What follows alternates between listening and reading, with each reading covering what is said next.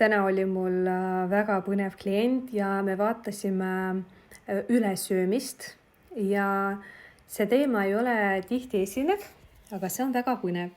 Ja mis ma tahan selle kohta öelda, et kui te tunnete, et te ei suuda oma söömist kontrollida, siis enamasti see võib tähendada seda, et te olete seotud millegagi, mis on teist suurem. Mis tähendab siis seda, et kas te olete seotud kellegagi suguvõsast või siis oma reinkarnatsioonilisest süsteemist. Ja räägin teile natuke, mis me täna siis kliendiga avastasime oma mentorlussessiooni selle sessiooni jooksul. No nii, et kõigepealt avastasime need lapsepõlvetraumad, kus koolis noriti ülekaalu pärast ja kodus siis rahustati söögiga ja kui klient oli 1-aastane, siis üleminekul rinnapiimast tahkele toidule ta tundis, et see tahke toit ei ole piisav, tema jaoks soovis rohkem rinnapiima. Ja siis, kui ta oli natuke suurem, siis ta asendas seda rinnapiima lehmapiimaga ja jõi hästi palju lehmapiima.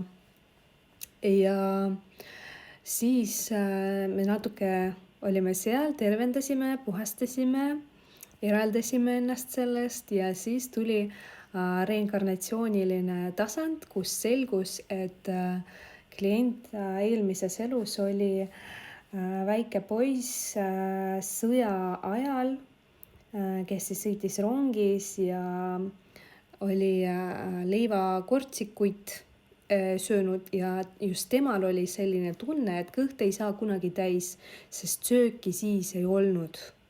Ja see tunne on üle kandunud praegusesse ellu ja niimoodi tal ongi kogu aeg tunne, et ta sööb, aga tema kõht ei saa kunagi täis. Ja me eraldasime seda kõike, tegime sellega tööd ja siis tuli välja, et ka suguvõsa pidi on ülekaalulised naised ja nad, kui me hakkasime vaatama, kust see suguvõsast pärineb, siis me jõudsime 5. põlvkonda, kus siis naist tõrjuti perest ära selle eest, et tal oli abieluväline laps ja siis ta hakkas ennast söögiga karistama ja samal ajal rahustama. Ja see söög oli nagu enesekaristus ja ka minu kliendil söög oli nagu enesekaristuse tagajärjel oli seotud. Ja sidusime lahti suguvõsa asjad praegusest elust, eelmiste elude asjad praegusest elust, et kliendil tekiks oma tunnete üle kontroll, sest hallata sa saad ainult oma asju, sa ei saa hallata neid asju, mis olid kunagi varem, sest need asjad on sinust suuremad. Ja soovin kõikidele ilusat õhtu jätku ja et ütleme siis niimoodi, et teil oleksid omad asjad kontrolli all ja et suudaksite neid hallata.